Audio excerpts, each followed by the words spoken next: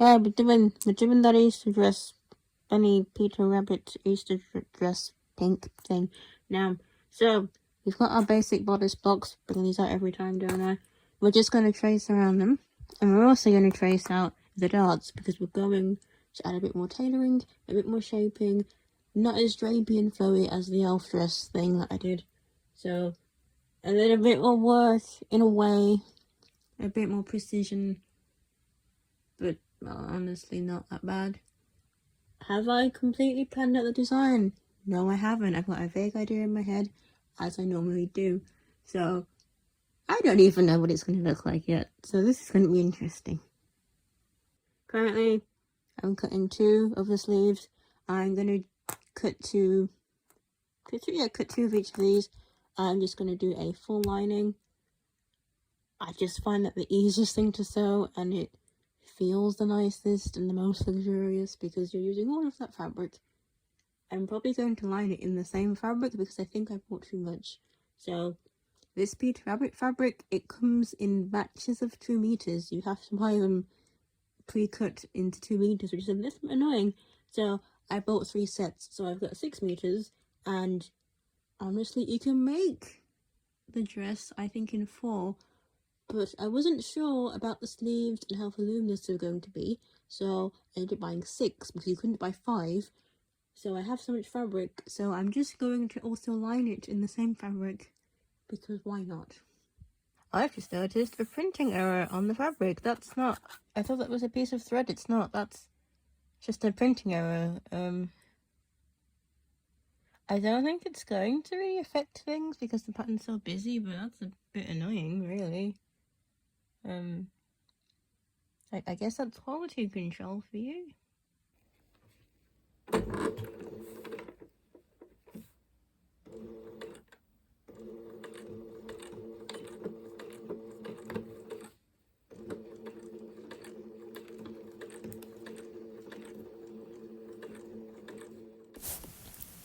So I'm just finishing the edges of the pieces with a machine. I'm just folding the fabric over, doing a basic machine running stitch. I'm just going to do that with all of the pieces to make sure there's no fraying at the edges. And then I'm going to sew all the pieces of the lining. So the structure of the lining is to a fit that I want, and then we can build the fashion fabric on top, and it should look quite nice. So we'll get to doing those edges, and I'll come back to you when I've done the lining.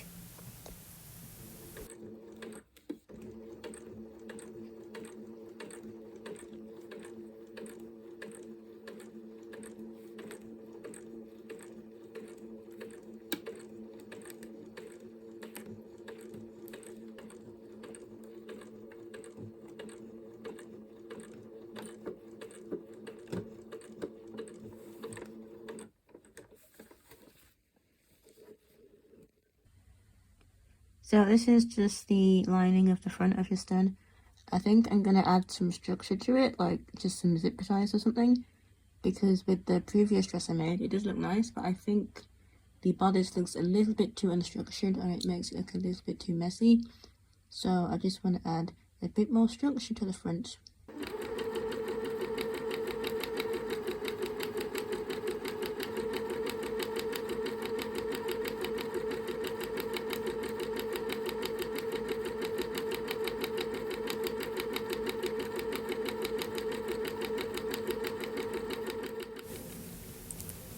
So now I'm just making some casings for the zip ties. So for boning, you can use pretty much anything. This is just going to be more of a support to keep the bodice up. And in a modern context, zip ties are the easiest thing for me to obtain. So that's what I use. So I just need to make a casing, a fabric casing to go on the outside to protect the fabric from the friction of the zip tie, if that makes sense. So I'm just going to get some scraps of the fashion fabric I'm using, cut a long strip. We're just going to sew along the 3 corners, the 2 long corners, and the short corner, and then we're just going to slot the zip tie in, and then we'll fold the top bit over when we're going to actually attach it to the bodice.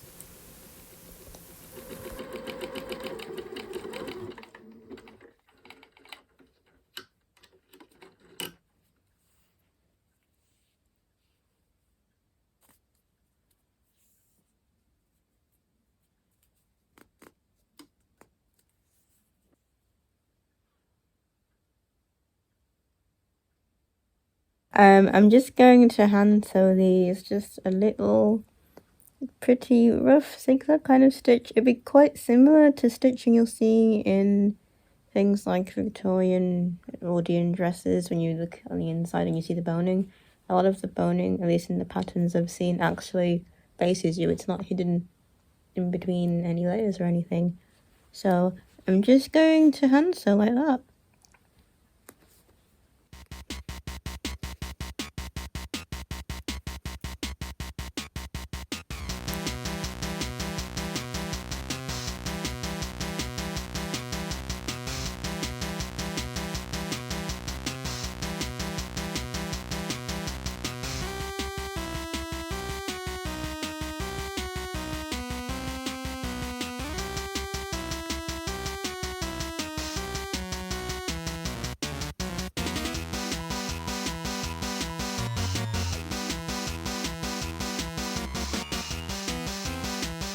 Okay, so we've done the lining bit, which is this bit with all the bones in it, which I need to sew down.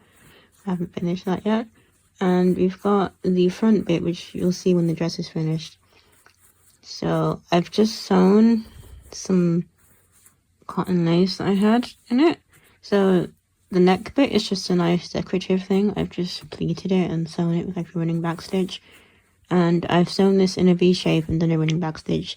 So the reason I've done this shape is reminiscent of the kind of optical illusion you'll see throughout the Victorian era with the dresses. They'll make the top look really wide and make the waist look as small as possible because the hourglass shape was what was in fashion, what everyone wanted to go for. A lot of fashion at the time relies more on illusion and padding than the whole corsetry myth. I'm sure there's loads of videos on it on the internet. You can find stuff on that. And this is going to be the lacing to go at the top neck bit. This is like, I remember this style being in a lot of like older lolita dresses back in the day.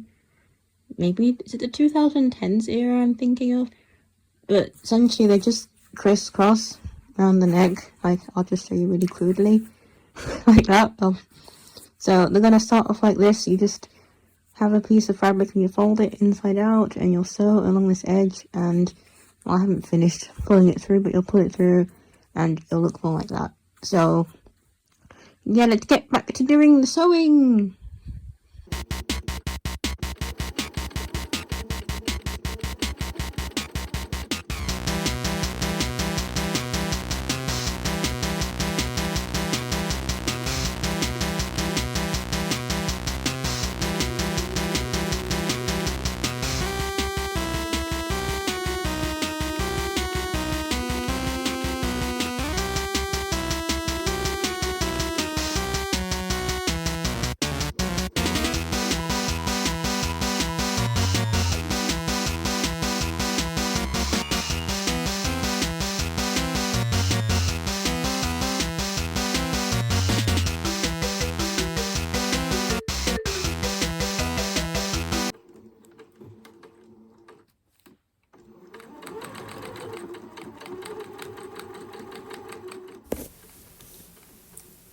So I'm just finishing the edges of the sleeve pattern pieces because I didn't do that earlier. And then I'm going to add the pleated cotton lace onto the edges of the sleeve to match the neckline. And then we're just going to attach it to the sleeve, attach the sleeve to the bodice, which is notoriously something that isn't the most fun thing to do in sewing. I just kind of do it and it kind of works and it should be fine, but for some stupid reason I didn't do a back closing bodice and side closing, and of course the sleeve is on the side, so I've just created an engineering nightmare for myself.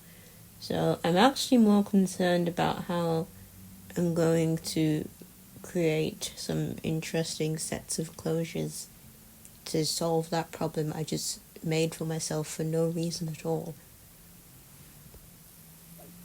Okay, so we've just finished the edges on the sleeve, and this is just a little lace kind of pattern going for, and I've realised I'm almost out of lace, so let's hope they have more in stock in the shop, because otherwise it's going to look a bit strange for the skirt bit. But that's pretty much it, just a simple pleated thing. And again, we're just going to do a running back stitch, so I'll just show you, just make a quick knot here.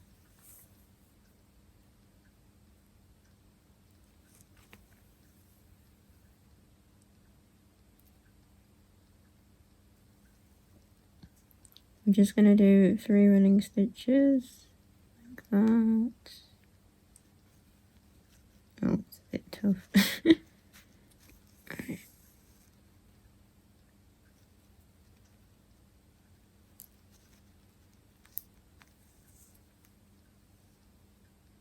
And we're going to go back in on the previous stitch, and the needle's going to appear where this thread is.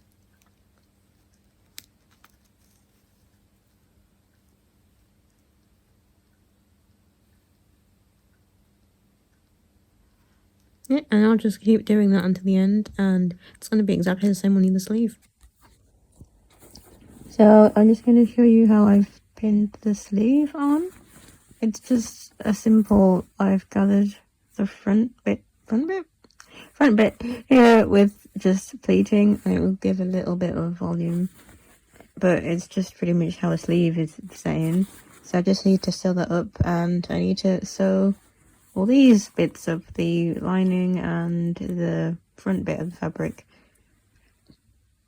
Yeah, I'm probably gonna have to get some fastening just for the top bit here, the shoulder bit, because I can put a zip on the side seam, but I need something to keep one of the shoulders closed if I'm doing the side opening. That's not a big deal, I can find something. And I just need to get some extra lace, because we have officially run out now. I think we have just enough for the top, but if we're gonna keep going with the skirt part, we need some more. So I'm gonna sew up the sleeve and then put it the right way around, and that'll be it for now. That'll be the top done. Hi, so this is what we've got so far.